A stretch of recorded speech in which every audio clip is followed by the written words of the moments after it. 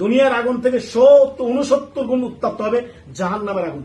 দুনিয়ার আগুন যা দেখতেছেন এর থেকে 69 গুণ বেশি উত্তপ্ত জ্বলন্ত আগুন হবে জাহান্নামের। ওই জাহান্নাম থেকে নিজেকে বাঁচাতে হবে, নিজের পরিবারকে বাঁচাতে হবে। তো প্রথম টার্গেট আপনার কি?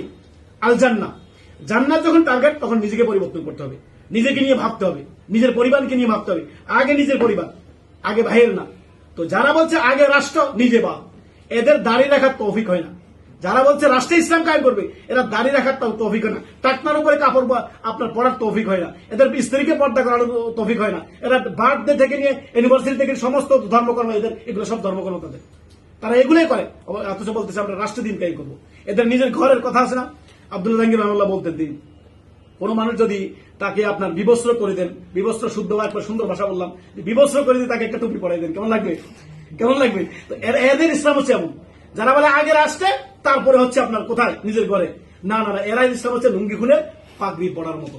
অতএব আমরা ওই ইসলাম পালন করব, লুঙ্গি খুলে পাগড়ি পড়া। অন্যের চিন্তা বাদ। আজকে থেকে নিজের অনুধাবন করুন, অন্যের চিন্তা বাদ, আগে নিজের চিন্তা।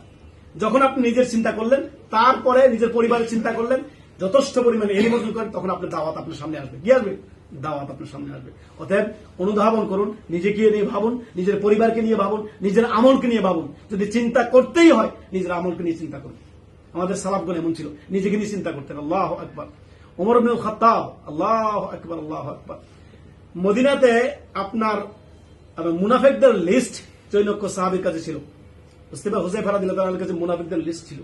তখন ওমর রাদিয়াল্লাহু আনহু মাঝে মাঝে গিয়ে বলতেন, হুযায়ফা দেখো তো, দেখো দেখো আমার নামটা কি ওই লিস্টে আছে? আল্লাহু আকবার, ইয়া সালামাল্লাহ। আমিরুল মুমিনিন, যিনি অর্ধ পৃথিবীর বাদশা ছিলেন, তিনি বলতেছেন আমার নামটা কি ওই লিস্টে আছে, একটু দেখে নাও। ওমর রাদিয়াল্লাহু আনহু ইয়া আমিরুল মুমিনিন, তিনি কে দিয়ে দিতেন? হুযায়ফা রাদিয়াল্লাহু আনহু, ইয়া আমিরুল মুমিনিন, আপনি এই কথা কেন বলছেন? আপনার নামটা নাই?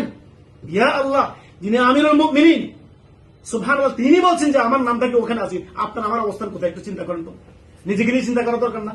নিজের আমলকে নিয়ে চিন্তা করার দরকার আছে কি নাই? তবে সর্বদাই নিজেকে নিয়ে চিন্তা করুন, নিজেকে নিয়ে ভাবুন, নিজের পরকাল নিয়ে ভাবুন।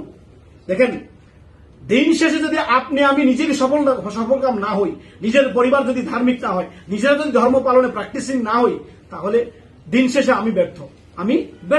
আমার লাভ নেই। যতই আপনি আলোচনা শুনেন, আমি যতই আলোচনা করি, যতই বড় বড় ওস্তাদেরা আলোচনা করুক, দিন শেষে যদি আপনি আমলে বাস্তবায়ন না করেন, তাহলে আপনার পুরো জীবনটাই ব্যর্থ জীবন। আর আপনি আমি জানি না যে আমাদের মৌত কখন আসবে। আল্লাহ তাআলা বলেছেন ওয়াজাআত সাকরাতুল মাউতি বিল হক, মৃত্যু সত্য। যে জিনিসটাকে আমরা মিথ্যা প্রতিপন্ন করি, সেটা হচ্ছে মৃত্যু। কেউ ভালোবাসি না, মৃত্যু এক অপ্রিয় সত্য, কেউই ভালোবাসি না।